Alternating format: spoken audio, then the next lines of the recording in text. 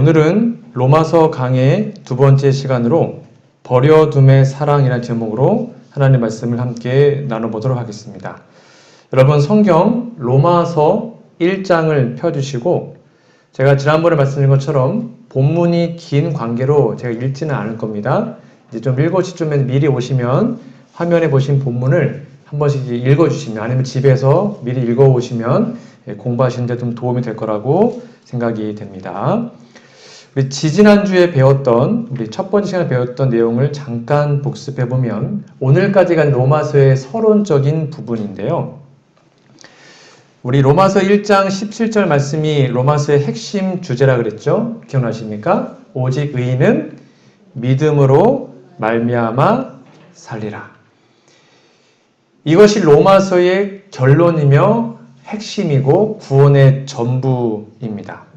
그래서 제가 지난주에는 로마서 1장 17절까지인 말씀을 중심으로 해서 총 4가지를 설명드렸습니다. 잠깐 복습해드리면 우리는 복음은 세상에 대한 빚이라 그랬습니다. 그러니까 먼저 들은 사람들이 그것을 다른 사람에게 나누어줘야 되는 것이고, 그다음에 사도 바울은 하나님의 복음을 나의 복음이라고 그랬죠. 그러니까 남들의 복음이 아니라 내가 경험한 복음이 진짜라고 말씀을 드렸고, 세 번째 사도 바울은 복음이란 구원을 위한 하나님의 능력이라고 했습니다. 능력이 뭐라고 했어요? 두나미스, 다이나마이트. 그러니까 복음은 폭탄이다 라고 설명을 드렸고, 그 다음에 복음은 하나님의 의를 나타낸다고 설명을 드렸습니다. 그래서 이 로마서라는 책이 구원에 관한 책인데 그 구원에 관한 책의 첫 장과 끝장의 핵심 구절이 뭐라 그랬죠? 기억나시는지요? 1장 5절 아마 여러분 체크되었을 겁니다. 그 다음에 16장 26절 이 두 절이 로마서의 처음과 끝에 나와 있는 로마서를 꿰뚫고 있는 가장 중요한 핵심 메시지입니다. 우리는 믿음으로 구원받습니다. 그런데 믿음은 반드시 무엇이 따라온다고요? 믿어 순종케 한다. 똑같은 표현이 로마서 끝장에 나오죠. 여기에서도 모든 민족으로 믿어 순종케 한다. 그러니까 우리는 믿음으로 구원받지만 그렇게 진짜로 하나님을 믿게 되면 하나님의 말씀에 순종하는 능력도 얻게 되는 겁니다. 그게 바로 믿음으로 말미암은 의의 핵심이라는 사실을 다시 한번 기억하시고 그 큰 주제를 갖고 로마서를 공부하시면 될 것 같습니다. 여러분 우리 전도회 때 배웠던 거지만 여러분 죄가 무엇일까요? 성경에서 말하는 죄의 정의는 무엇일까요? 죄. 우리는 자꾸 죄인이라고 들었는데 성경에서 말하는 그 죄의 정의가 무엇입니까? 여기 있는 그림에 보시면 성경의 원어로 보면 하마르티아라 그래가지고 관역에서 빗나가다는 뜻입니다. 여기 지금 관역이 있지 않습니까? 근데 지금 화살들이 빗나갔죠. 성경에서는 하나님의 뜻대로 가야 되는데 그 관역에서 빗나간 것을 죄라고 설명합니다. 이게 그냥 일반적인 설명이고요. 이제 우리가 구원 문제를 해결하기 위해서는 죄의 정의를 좀 정확하게 내려볼 필요가 있습니다. 다 까먹으셔도 죄가 무엇이냐면 죄는 곧 죽음입니다. 왜 우리가 죄인일까요? 간단합니다. 우리가 다 죽기 때문입니다. 그러니까 죽지 않으면 죄인이 아니에요. 그렇죠? 우리가 다 죽기 때문에 우리를 죄인이라고 그래요. 성경에서는. 그래서 죄의 삭은 사망이라고 합니다. 그러니까 죄의 정의를 이 생명과 죽음 문제로 정의를 내릴 수 있어야 의와 믿음을 이해할 수 있습니다. 죄는 죽는 것입니다. 그럼 반대로 의가 뭘까요? 죄가 죽음이면 의는 뭘까요? 생명이에요. 사는 것이죠. 이 개념이 로마서의 핵심인데요. 자, 그러면 우리 지난주에 배웠던 오직 의인은 믿음으로 말미암아 산다라고 말을 했는데 이렇게 믿음으로 말미암아 살 수 있는 길을 말한 다음에 갑자기 오늘 본문 18절부터는 분위기가 바뀌게 됩니다. 자, 여러분 성경책 로마서 1장 18절을 직접 좀 찾아주시면 좋겠습니다. 1장 18절 좀 같이 읽어볼까요? 1장 18절에 있는 말씀 여러분 성경을 좀 펴서 읽어주시면 좋겠습니다. 시작! 하나님의 진노가 불의로 진리를 막는 사람들의 모든 경건치 않음과 불의에 대하여 하늘로 쫓아 나타나나니. 갑자기 오직 의인은 믿음을 말미암아 산다 하고 살 수 있는 길을 제시하기 위해서 복음을 설명하다가 분위기가 확 바뀌어서 하나님의 진노, 죄에 대해서 설명을 쭉 하고 있습니다. 무슨 말이냐면 우리가 믿음으로 말미암는 의를 배우기 위해서 진정한 구원을 경험하고 그 말씀을 이해하기 위해서는 죄가 뭔지, 죄의 본질이 무엇인지를 알아야 된다는 것입니다. 아, 내가 이렇게 형편없는 죄인이구나 라는 것을 뼈저리게 알아야 의를 갈망하고 예수님을 찾게 되겠죠. 그래서 의인은 믿음으로 말미암아 사는 거야 라고 말한 다음에 사도 바울은 그런데 우리는 죄인이거든 하면서 죄가 무엇인지를 설명하고 있는 내용이 오늘 나와 있는 본문입니다. 성경은 죄의 보편성에 대해서 단호하게 기록하고 있습니다. 앞에 좀 잠깐 보실까요? 우리가 이해하건 아니면 인정하건 인정하지 않건 성경은 이렇게 얘기합니다. 시편 143편 2절 주의 목전에는 의로운 인생이 하나도 없나이다. 성경은 의인이 하나도 없대요. 다 죄인이래요. 전도서 7장 20절 선을 행하고 죄를 범치 아니하는 의인은 세상에 아주 없느니라. 남들 보기에는 좀 잘 사는 것 같아서 다 똑같다는 것입니다. 그놈이나 저놈이나 다 똑같다는 거예요. 다 죄인이라는 것입니다. 로마서 3장 10절 볼까요? 의인은 없나니 하나도 없으며 깨닫는 자도 없고 찾는 자도 없고 다 치우쳐 한 가지로 무익하게 되고 선을 행하는 자가 없나니 하나도 없도다. 우리가 뭐 착한 하는 것 같은데 그것도 선이 아니라는 것이죠. 로마서 3장 23절 볼까요? 모든 사람이 죄를 범하였음에 하나님의 영광이 이르지 못하더니. 계속 성경은 말하기를 다 죄인이다. 우리 모두는 단 한 명도 빼놓지 않고 목사나 뭐 신부나 스님 상관없이 모든 인간은 다 죄인이다라고 거듭거듭 강조합니다. 그러면서 요한일서 1장 8절에 보면 만일 우리가 죄 없다 하면 스스로 속이고 또 진리가 우리 속에 있지 아니할 것이요. 목사님 저 죄 없는데요? 저 죄 안 졌는데요? 라고 말한다곤 그거는 거짓말한 자라고 성경은 말하고 있습니다. 그래서 우리가 이 사실을 깊이 인정해야 합니다. 아, 내가 속절없는 죄인이구나. 내 힘으로는 절대로 구원받을 수가 없구나. 내가 아무리 선한 일을 해도 성경 말하죠. 내가 하는 그 선한 행위조차도 나의 이기심 때문에 하는 것이구나. 라는 것을 알아야 합니다. 그렇다면 죄의 정의를 제가 다시 한번 설명을 드려보도록 하겠습니다. 제가 지난 5월달 전도회 할 때 한번 설명드렸지만 혹시 까먹었을 것 같아서 한 번 더 정리해 드리도록 하겠습니다. 성경 창세기 2장에 보면 하나님께서 남자를 만든 이야기가 기록되어 있죠. 다시 이야기입니다. 하나님이 흙으로 사람을 지으셨습니다. 그리고 그 코에다가 생명의 기운입니다. 생기를 불어 넣으시니까 사람이 생명이 되었습니다. 즉 하나님께서 그 생명을 누구한테요? 남자에게 불어 넣었습니다. 그러자 하나님의 생명이 남자에게 전해진 것이죠. 여기까지 뭐 어렵지 않으시죠? 자, 그러면 여자는 무엇으로 만들었죠? 여자는 흙으로 만들지 않고요. 성경에 보니까 뭐라고 나와 있습니까? 여호와 하나님이 아담에게서 취하신 그 갈빗대로 여자를 만드셨다라고 말합니다. 그리고는 여자의 코에다가 생기를 불어 넣으니라는 말이 있어요? 없어요? 없어요. 이게 무슨 말이에요? 왜 여자의 코에다가 생기를 안 넣었죠?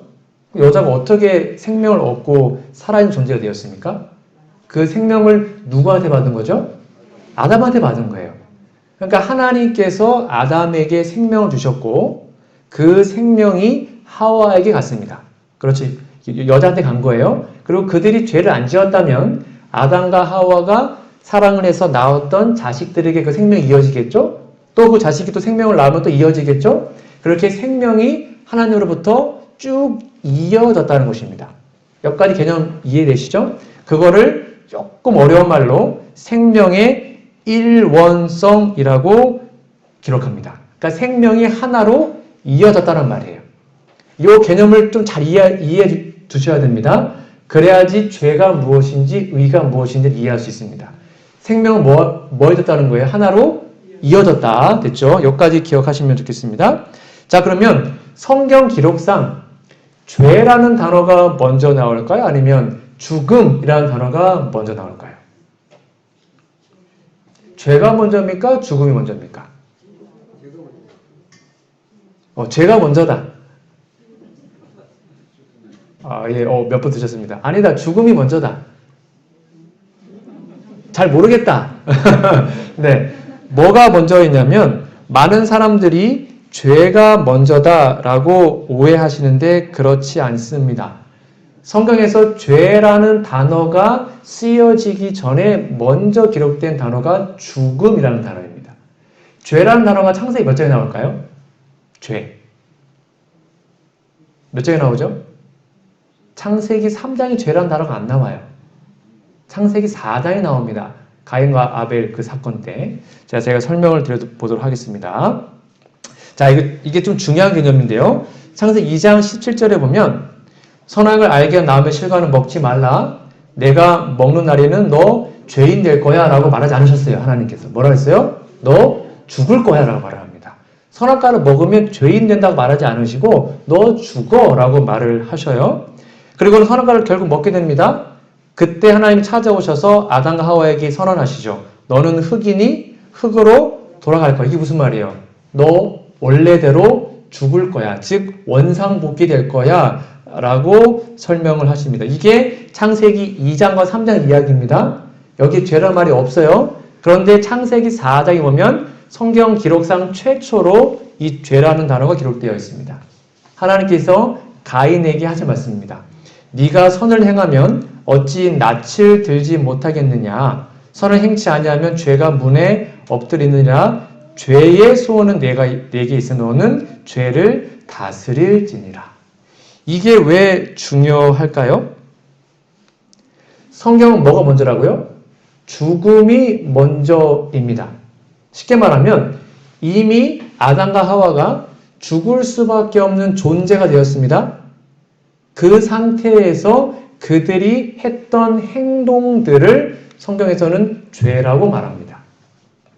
이 개념을 여러분 명확하게 이해하셔야 합니다. 먼저 죄인이 되었습니다. 죽을 존재가 되었습니다. 그래서 그들이 어쩔 수 없이 행동들이 남을 죽이고 때리고 미워하고 막 그런 행동이 나왔죠. 쉽게 말하면 우리는 착한 일을 해서 구원받는 게 아니죠. 먼저 하나님으로부터 뭘 받으면 생명을 받습니다. 그러면 그 다음에 생명을 얻는 사람들의 행동이 나오는 것입니다. 남을 사랑하고 도와주고 배려하는 것들. 이해하시죠? 그러니까 죄라는 행동이 먼저가 아니었고 넌 죽어 라는 죽음의 존재가 이미 되었어요. 그 사람들, 아담 하와는. 이미 죽음. 그런데 그 죽음의 존재들은 하는 일들이 죄의 현상들이라는 것입니다. 그래서 이 선악과를 먹은 바로 이런 선택은 제가 그때 설명드린 것처럼 이렇게 이해하시면 되겠습니다. 하나님께서는 아담에게 이렇게 첫 번째 큰 줄로 아담을 하나님의 생명으로 이으셨습니다. 그렇죠? 그리고 아담 안에, 아담의 허리 안에 모든 인류의 생명이 다 들어가 있었습니다. 아담이 자녀를 낳고 자라나면 그 다음은 다 하나님의 원래는 의인이었죠. 그래서 여기가 인류입니다. 인류. 우리들의 모습을 나타냅니다. 자, 그러면 여기가 하나 쭉 이어진 것인데 아담이 선악과를 먹었던 행위가 무엇이냐면 여기를 뭐 한 거예요? 잘라낸 것입니다. 선악과를 먹음으로 아담이 하나님부터 생명을 단절시킨 것입니다. 생명이 쭉 이어져야 되는데 생명이 단절됐네요. 그럼 여기 멀티탭에다가 뭐 냉장고, 뭐 스마트폰 뭐 다 꼽아도 작동돼요, 안 돼요? 안 돼요. 왜요? 이게 단절됐기 때문입니다. 그래서 우리는 태어날 때부터 아담 안에 있었기 때문에 우리는 우리의 선택 상관없이 다 죄인이 된 것입니다. 억울하죠? 나는 한 것도 없는데 나 왜 저는 왜 죄인입니까? 그래서 구원 또한 똑같은 것입니다. 우리가 죄인 된 것은 우리의 선택이 아니었고 우리 책임이 없어요. 그렇죠? 그냥 우리는 아담 때문에 죄인 된 것입니다. 아담 안에 있었기 때문에. 그러므로 구원도 우리의 공로가 있어요? 없어요? 없어요. 그러니까 우리가 예수님 안에 있으면 우리는 구원을 받아요. 내가 한 게 아무것도 없어요.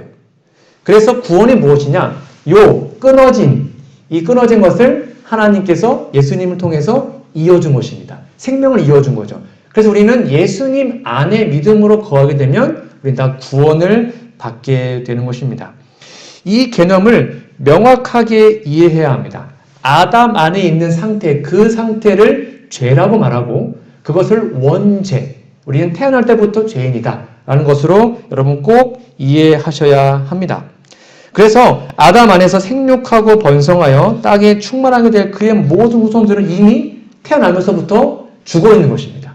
겉보기에는 걸어 다니지만 이미 죽어 있는 거예요. 영적으로 죽어 있고 죽어 있는 것입니다. 그러면 아담의 모든 후손은 이미 아담 안에서 창조되기 전 이전 상태, 죽어버린 상태로 간 것, 이것이 죄라는 것입니다. 이 개념을 여러분 꼭 제발 명확하게 이해해 주셔야 합니다. 그래야지 의가 무엇인지 생명이 무엇인지를 잘 이해할 수 있게 됩니다. 여러분 그래서 갓난아기도 죄인일까요? 갓난아기가 뭔 죄를 졌습니까? 태어나서 아무것도 안 했는데 그게 뭘 남을 때리게 됐습니까? 뭘 했습니까? 근데 갓난아기가 죄인이 아니에요? 죄인이에요. 단절됐기 때문입니다. 그래서 우리 재림교회에서 좀 이렇게 나갔던 한 단체가 있죠. 여러분 혹시 기억하세요? 경관토대라고 아십니까? 아마 어르신들 아실 겁니다. 경관토대 또는 생애빛이라는 우리 재림교회에서 나간 단체인데요. 강병국이라는 목사님께서 창설된 재림교회에 좀 이렇게 빗나간 교단입니다. 근데 이 경관토대에서 말하는 게 쉽게 말하면 요겁니다. 경관토대가 우리랑 거의 똑같아요. 다 똑같습니다. 여기도 화인여사 믿고요. 안식일 믿고 재림, 조사지만 다 믿어요. 우리랑 거의 똑같습니다.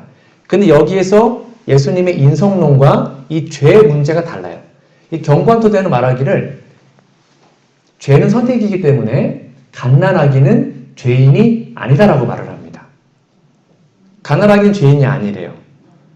그렇게 가르쳐요. 그래서 우리도 예수님처럼 죄를 선택하지 않으면 우리도 죄인이 되지 않을 수 있다. 이렇게 설명을 합니다. 그럴듯해요? 안 그럴 것 같아요? 갓난아기가 왜 죄인이냐면 만약에 갓난아기가 죄인이 아니라면 갓난아기는 죽으면 안 됩니다. 성경에는 죄인이 아니면 죽지 않거든요. 근데 갓난아기도 죽죠. 그러니까 죄인인 것입니다. 여하튼 다시 본론으로 돌아와서 성경은 죄를 단수와 복수로 계시하고 있다는 사실을 또 여러분 또 개념 정리를 좀 잘 해주시면 좋겠습니다. 쉽게 말하면 죄라는 게 있고요. 죄들이라는 게 있습니다. 죄라는 건 무엇이냐면 단수, 이 죄는 아까 말한 것처럼 우리가 아담 안에 있었기 때문에 이미 죽어있는 상태, 그거를 죄라고 말을 합니다. 그리고 죄들은 뭐냐면 죄의 현상, 그 죽어있는 사람들이 하는 행동들이 바로 죄들이라고 말할 수 있습니다. 그래서 죄는 죽음이 선고된 사람이 여자의 후손의 약속 때문에 죽음이 집행되지 않고 그냥 유예되어 있는 상태, 그런 상태를 말할 뿐입니다.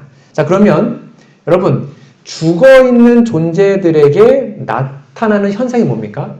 말하면 진짜로 사람이 죽었습니다. 장례식 할 때 이제 관에다 묻었어요. 몇 년 뒤에 가보면 관에 시체가 있어요? 없어요?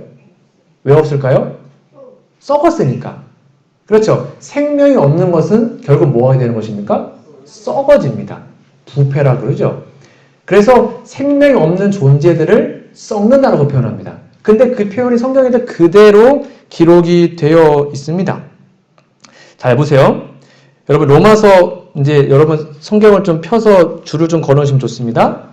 로마서 8장 21절. 여러분 성경 읽으시다가 특별히 사도 바울이 썼던 책들을 읽으시다가 이 썩어졌다라는 표현을 보면 이거는 구원받지 못한 죄인의 상태를 표현한 것이다. 그렇게 이해하시면 됩니다. 계속 반복됩니다. 8장 21절. 그 바라는 것은 피조물도 썩어짐의 종노릇한 데서 해방되어 하나님의 자녀들의 영광의 자유에 이르는 것이니라. 여기도 우리가 죽을 수밖에 없는 존재, 즉 썩어짐의 종노릇이라 나와 있죠. 자, 로마서 1장 23절에도 같은 표현이 계속 나옵니다. 여기 보니까 썩어지지 아니하는 하나님의 영광. 당연히 하나님은 생명이니까 안 썩어요. 그런데 썩어질 사람과 금수와 버러지의 형상. 여기에도 죄인된 사람을 표현할 때 어떤 사람이다? 썩을 사람이다. 왜요? 이미 죽어 있으니까. 그 말이에요. 베드로후서 1장 4절에도 보면 이로써 그 보배롭고 지극히 큰 약속을 우리에게 주사 이 약속으로 말미암아 너희로 정령을 인하여 세상에서 뭐예요? 썩어질 것을 피하여 신의 성품에 참여한다. 그러니까 썩어지는 것이 죄의 그 자체를 말한다면 그것을 피하고 신의 성품에 참여하는 것을 구원이라고 표현할 수 있죠.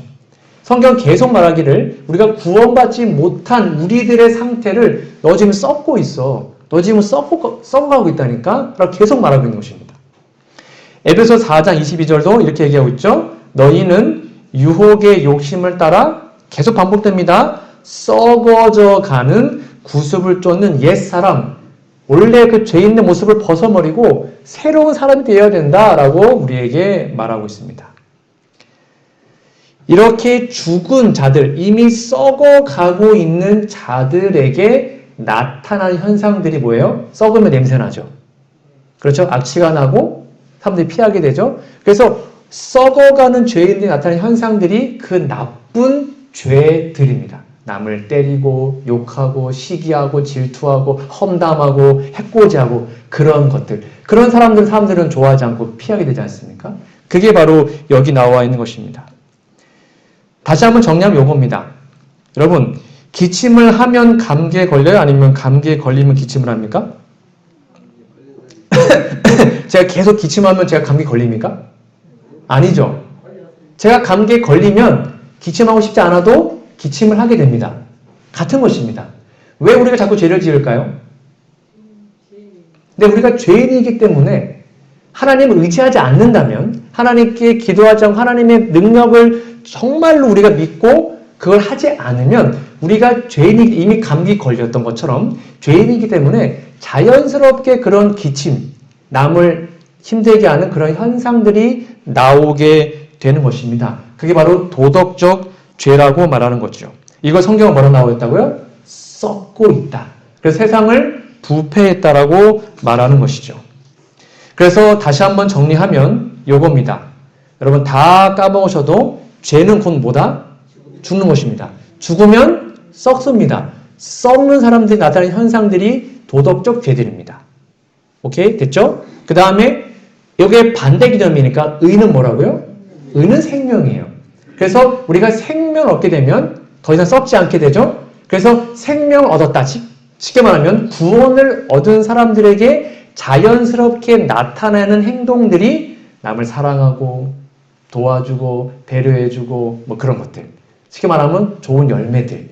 그게 나타나게 되어 있는 것이죠.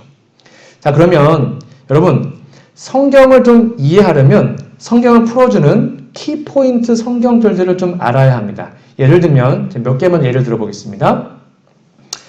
자, 여러분 요한복음이라는 책 혹시 아십니까? 요한복음은 한마디로 어떤 책일까요? 요한복음.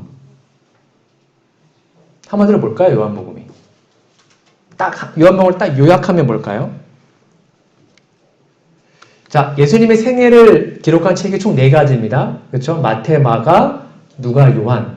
이 중에서 공관, 같은 관점으로 봤다는 책이 총 3가지입니다.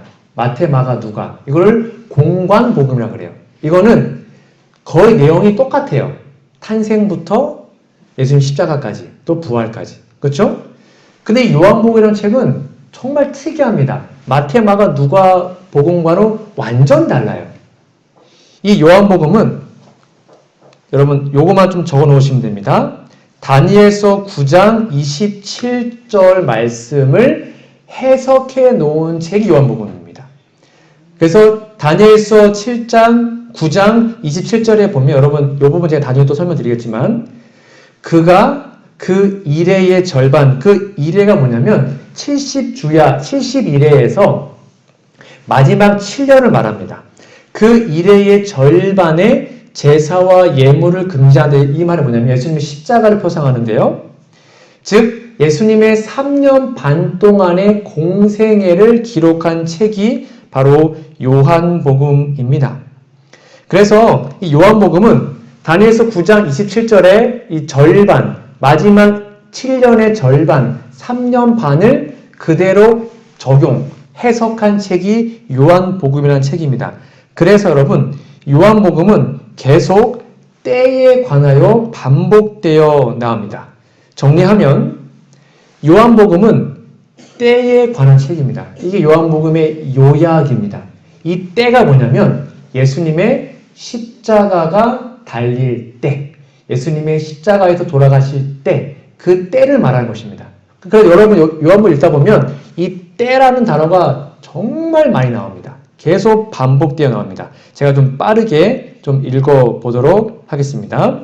그래서 이 요한복음이라는 책에는 예수님의 탄생 이야기가 안 나와요. 그냥 공생애부터 바로 나와요. 탄생 이런 거 없어요. 좀 빠르게 읽어드릴게요. 요한복음 2장 4절 내 때가 아직 이르지 아니했습니다. 요한복음 4장 예배할 때가 이르겠다. 요한복음 7장 내 때는 아직 이르지 아니하였다. 요한복음 7장 8절 내 때가 아직 차지 못하였다. 요한복음 7장 30절 그의 때가 아직 이르지 아니하였다. 계속 뭐가 나오는 거예요? 때가 안 됐다. 예수님 막 잡으려고 하니까 아직 때가 아니다. 아직 그때가 아니라니까? 때가 아니야. 계속 때가 나옵니다. 그러면서 또 반복됩니다. 요한 8장 20절 이는 그의 때가 아직 이르지 아니하였다. 그래서 예수님 못 잡아 사람들이. 아직 그의 때가 아니었기 때문에. 요한 8장 56절 아브라함은 나의 때 볼 것을 즐거워하다가 봤다. 요한 12장 인자의 영광 얻을 때가 왔도다. 요한 12장 27절 나를 구원하여 이 때를 면하게 하여 주옵소서. 다 예수님의 십자가의 시기를 말하고 있습니다. 요한복음 17장 1절 아버지여 때가 이르러 싸우니 이제 아들을 영화롭게 하사 제가 십자가에 달려 죽겠습니다. 이렇게 반복되죠. 뒤에 더 있는데 제가 생략하겠습니다. 이렇게 요한복음이라는 책은 때라는 것에 포커스가 맞춰져 있습니다. 이렇게 뭔가 어떤 책을 해석할 때는 거기에 키포인트 성경들을 이해하고 있어야 그 성경을 쫙 풀어낼 수가 있게 됩니다. 하나 더 예를 들어드리면 여러분 우리가 지금 신명기에 지금 우리가 교과책 공부하고 있지 않습니까? 아마 뒷부분에 나올 텐데 구약 선지서 여러분 선지서 책 아시죠? 뭐 다니엘, 에스겔, 뭐 스가랴 등등 그런 선지서들 그 선지서들을 푸는 핵심 성경은 신명기 28장입니다. 이건 제가 나중에 화요일날 또 공부할 텐데요. 신명기 28장이 한마디로 축복과 저주의 장이죠. 축복과 저주의 장, 요게 바로 모든 선지서를 푸는 핵심 장입니다. 이게 키포인트예요. 자, 이제 이렇게 예를 들어드렸고, 마찬가지로 제가 이제 로마서를 비롯해서 사도 바울의 그 핵심, 사도 바울의 서신을 풀어주는 핵심 키포인트 성경절을 제가 지난번에 설명을 드렸습니다. 3월 달에 한번 기억나시겠는데 한 번 더 보도록 하겠습니다. 이 부분을 좀 찾아볼게요. 갈라디아서 5장에 나와 있는 말씀입니다. 이게 로마서를 푸는 핵심 키워드이고요.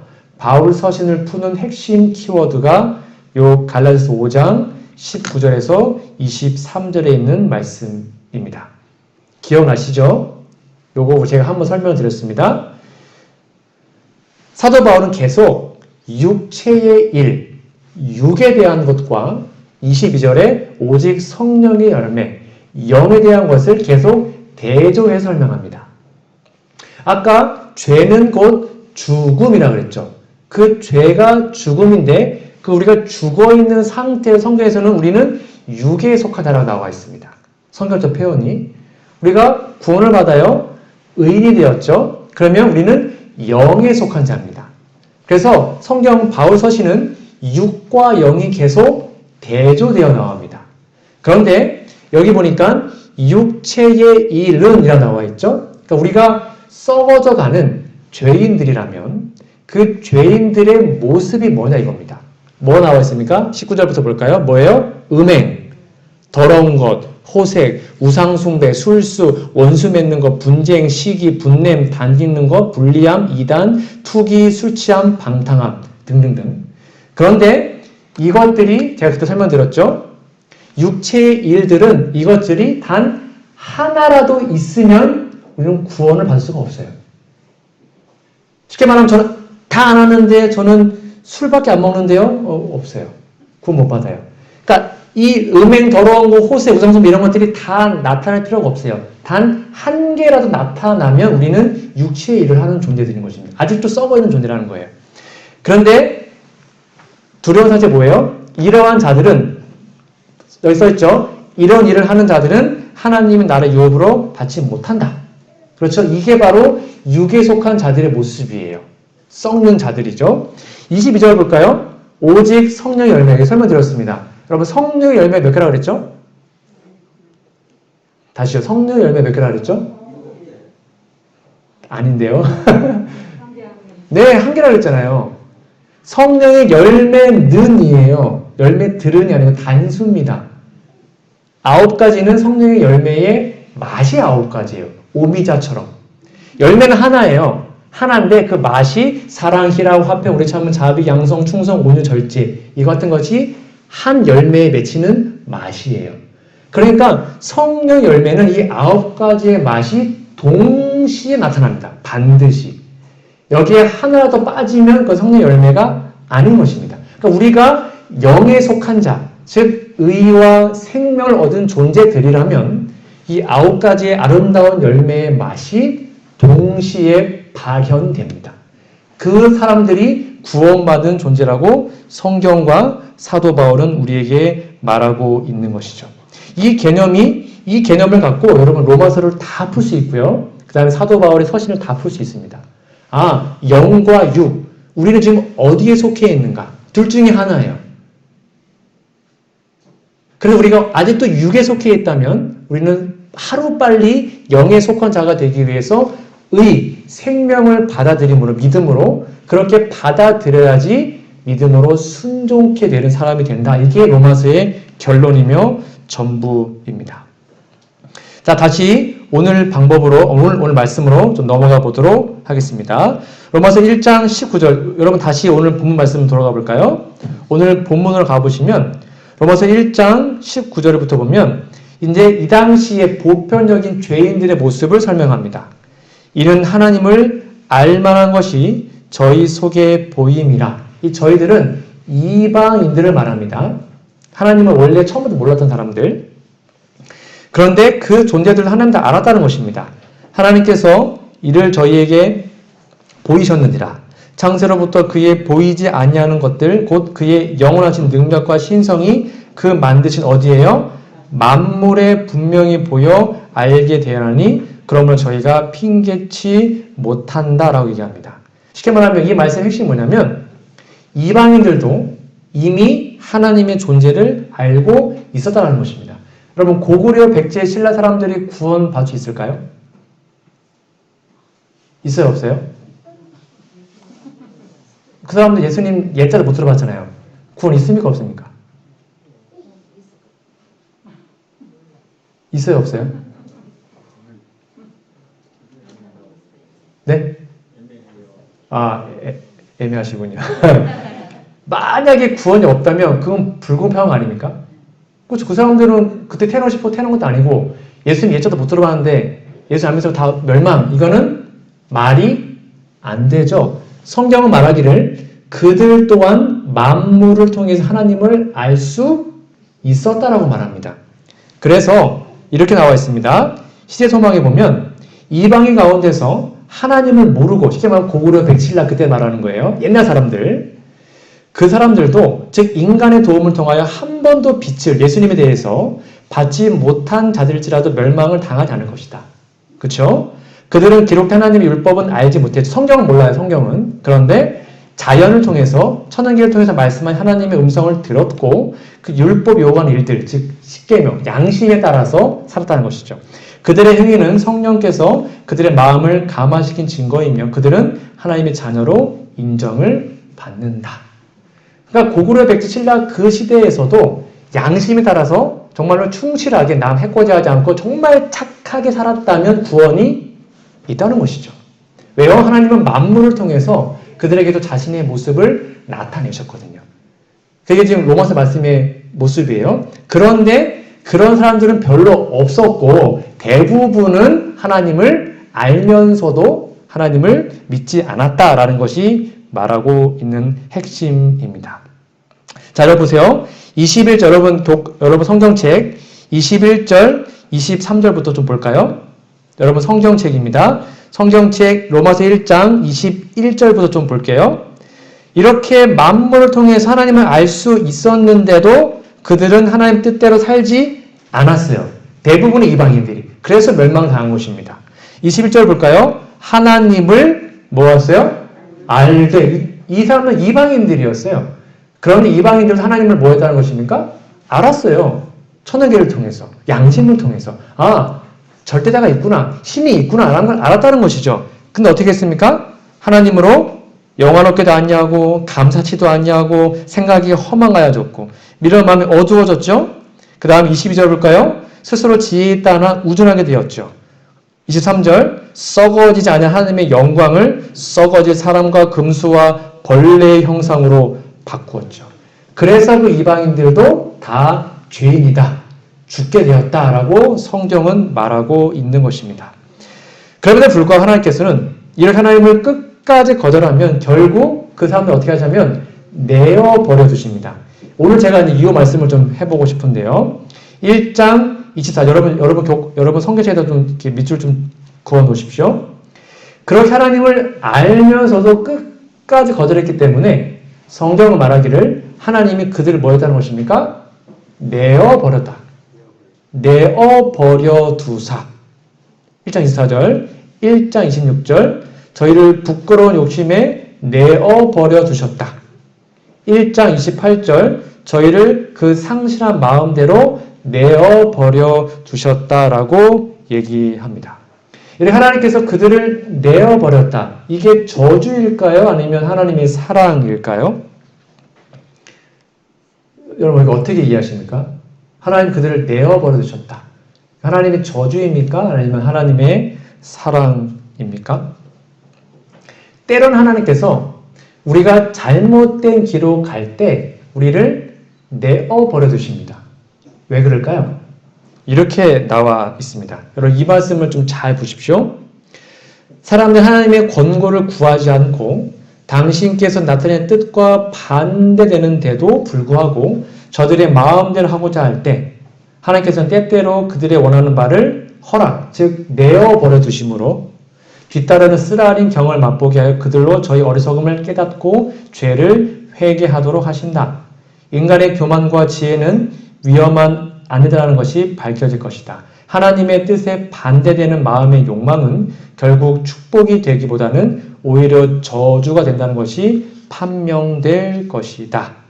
즉 하나님께서 최고의 심판, 유기, 내어버려두는 것은 그 길을 통해서 그들이 뭐하고요? 아, 이게 잘못된 길이구나 라는 깨닫고 돌이키게 하기 위해 하나님 때로는 그들을 내어버려 두시는 것입니다.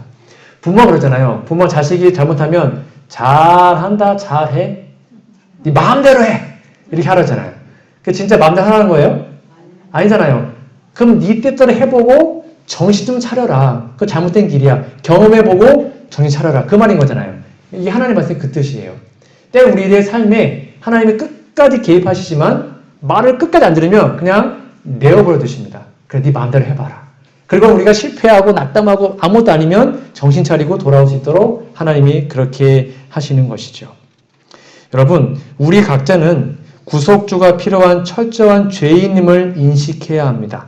내가 진짜 지금 썩어져가는 죄인임을 알아야 합니다. 그래야 너가 살 수 있다. 우리는 살 수 있는 그 생명 얻을 수 있는 구원의 복음의 길이 있다는 사실이 진짜 기쁜 소식으로 올 수 있는 것이죠.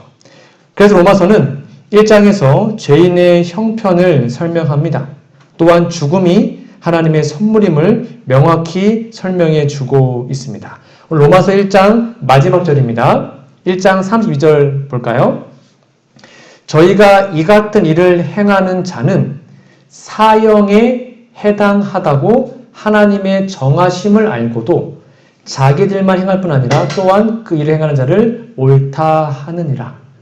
하나님은 죄인이 끝까지 거절하면 결국 그들에게 사형, 너 이제 죽어라고 말을 하십니다. 여러분, 죽음은 저주입니까? 아니면 축복입니까?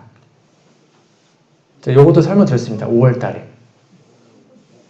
죽음은 저주입니까? 축복입니까? 축복. 축복. 네? 진짜 정확하십니다. 제가 그때 한 영상 보여드렸습니다. 요것만 보고 말씀하시도록 하겠습니다. 기억나시겠습니다.